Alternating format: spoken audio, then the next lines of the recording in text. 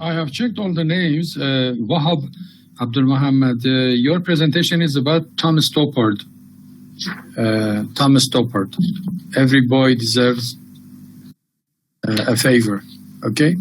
And it is going to be a week before the last week, in 15th week, 18th of Khordad. Aynas Abdul Kazim, Amal Abdullah, Wahab Abdul Muhammad. I have written your name. It's there.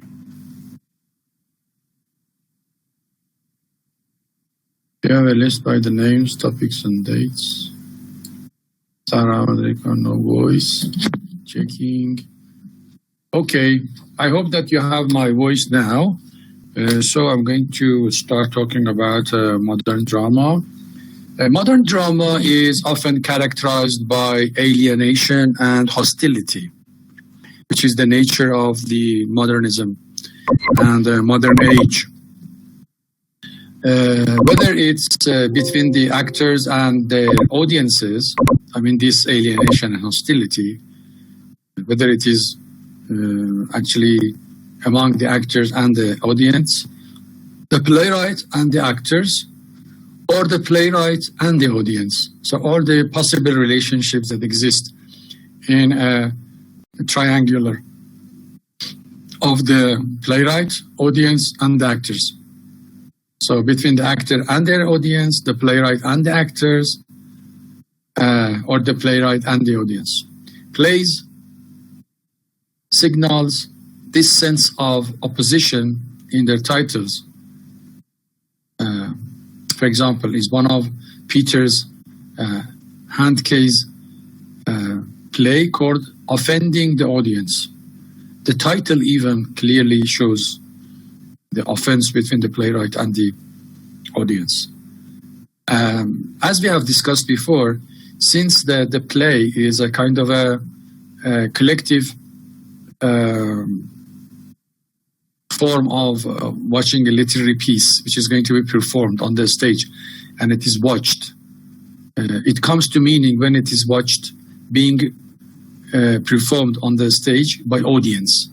And the audience have a kind of a collective experience of watching the same presentation and sharing it with the other audiences. So it's not like novel, who is a kind of which is a kind of a personal experience.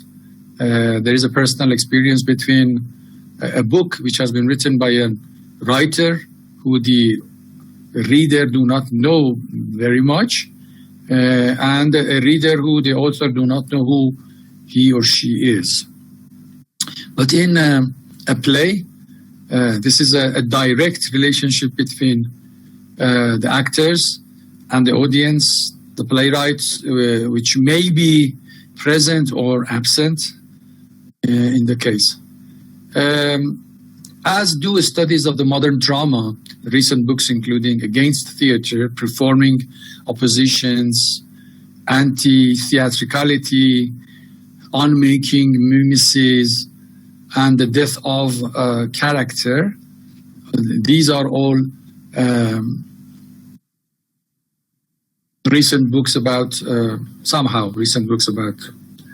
drama. You see the titles are quite shocking. Even the phrase commonly used to describe meta theater or breaking the fourth wall as the ring of violence and disruption to it. When meta theater, like meta narrative that we have in novel, a novel about a novel. Meta theater is a theater about the theater. That on the stage we see that a theater is going on the stage, which is representing another theater. In fact, simply means a play within a play, as I've just mentioned.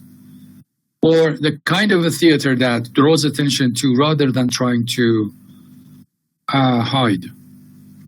Instead of hiding the problems that may occur on the stage, it shows the problems that the players have on the stage, and they clearly and openly show it to the audience.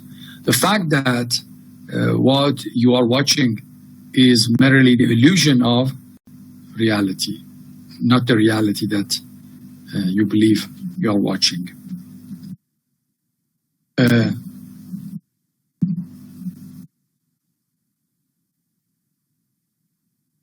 So in this term, we are going to move to some works of play, breaking with conventions and moving into a new relationship with the audience to explore modern drama and the changing nature of the theatrical experience. And we will look at how playwrights, directors, actors, and designers questions pull apart, even attack the very medium in which they are working in order to reassemble and refashion it as what Martin Puchner and Alan Ackerman refer to as a fundamental anti-theatricality underpinning modern drama and causing its creative destruction. And this dynamic also includes the audience, which is just as much under siege as the event it is watching. Modern drama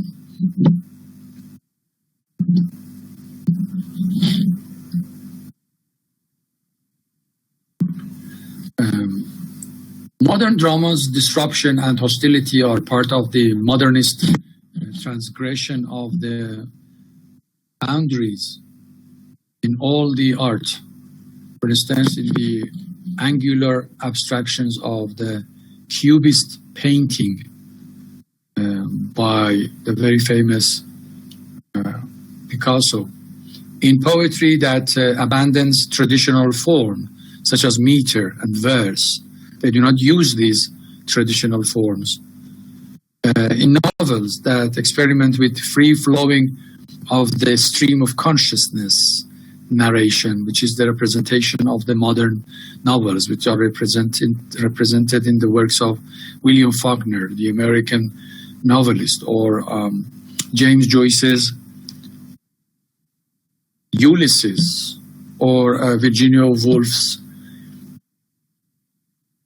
To the Lighthouse, or Mrs. Dalloway, or Orlando, or Marcel Proust's The Remembrance of the Things Past, the French novelist, or in the unmelodic atonal dissonances of the music by Bartók or Schoenberg. I don't know whether you are familiar with Schoenberg or Bartók classical works. Their works are quite hard to bear at the beginning, but when you get used to them, you will find that although they are very unnatural and different, but they are still full of quality. Theater similarly rejected tradition, not gradually, but through a series of brief but powerful theatrical explosions that began in the final decade of the 19th century, from the outrage over Ibsen's The Ghosts that we are going to work on next week, and the riots that accompanied Abu Roy and the Playboy of the Western world, to the discomfort of the audiences at the premieres of The Waiting for Godot. Again, we are going to work on, and Look Back in Anger from John Osborne. I'm afraid we could not have this. We could either have Harold Pinter birthday party or Look Back in Anger by John Osborne. We have chosen Harold Pinter because it is a little bit much more popular. To the near universal disgust at Sarah Kane's Blasted. The story of the modern drama is a tale of the extremes.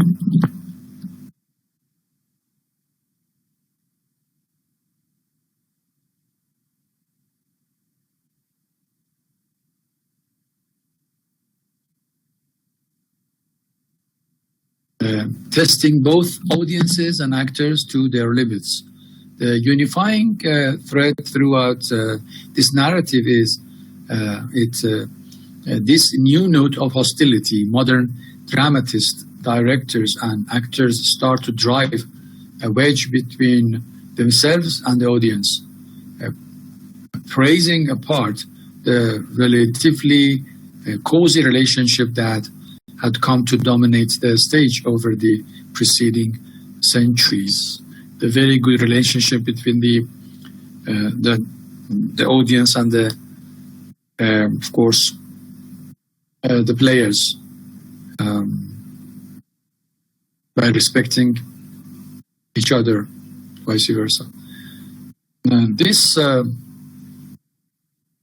course that we are dealing with deals with the story of the modern drama through its seminal, groundbreaking plays and performances, and the sheer artistic diversity that these works present or represent, spanning a period from roughly 1880s, the end of the fin de siècle of the 19th century, to the present. It covers the major developments of the modern drama to decades sections from early modernist theater in the 1880s through post-war developments to the present day.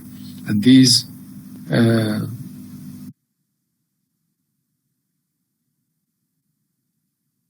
demarcation are meant as general guidances, as nothing fits perfectly within rigid time frames.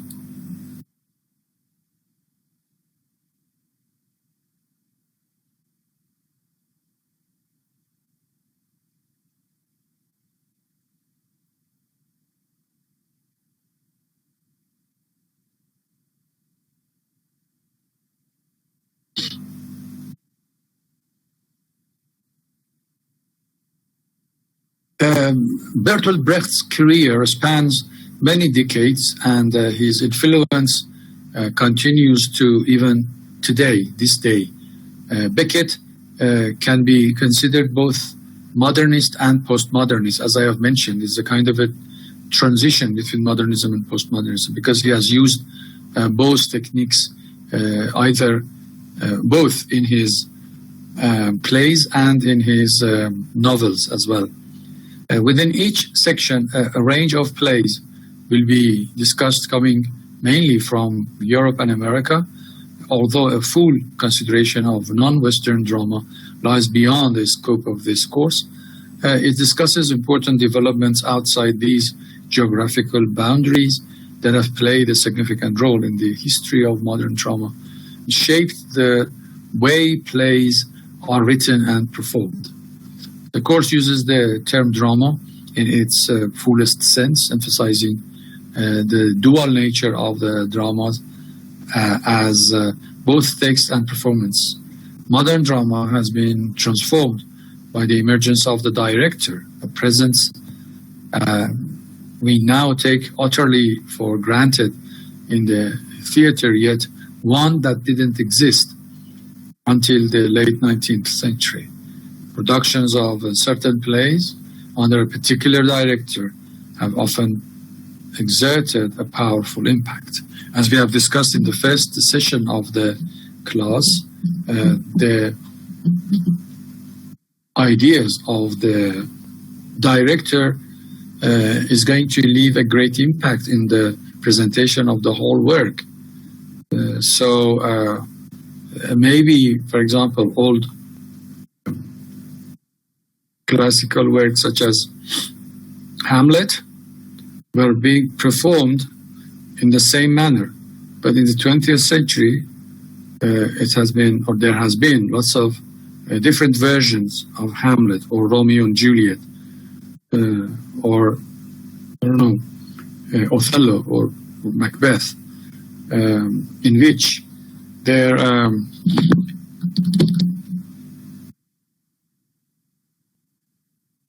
outlook and political point of view of the directors have been actually important in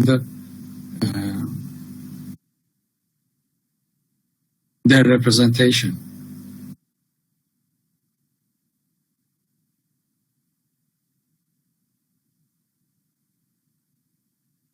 Production of a certain play under a particular director have often exerted a powerful impact. For example, think of Abu Roy or Ghosts, The Fairground Booth, Look Back in Anger, Murat Said, or Angels in America. They are all the works that has been presented in different ways by their, from what they actually they appeared in the form of written form, and it is based on the viewpoints of their directors. So